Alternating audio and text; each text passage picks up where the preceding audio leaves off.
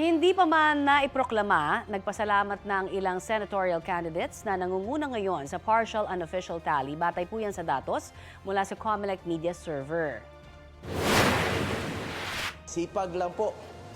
Sipag lang at unahin po natin ang kapakanan ng ating mga kababayan. Hindi po ako politiko na mangangako sa inyo. Gagawin ko lang po ang aking trabaho para sa Pilipino. Kaya nagpapasalamat po kami sa lahat ng mga tumulong, lahat ng mga volunteers, especially po yung mga kabataan.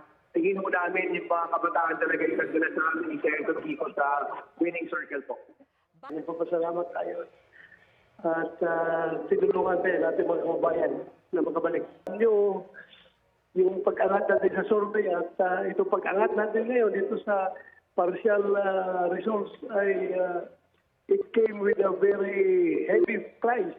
Papasalamat po tayo sa mga nagtiwala at hinalal po tayo. Ang question na lang po ngayon is ano na ang gagawin? Ano po ang gagawin? Sana yun po magiging katanungan ng lahat.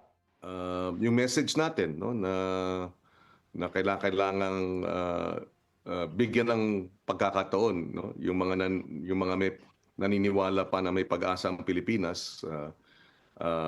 Hiniling natin ang kanilang tulong no, at ang kanilang suporta. Sana rin.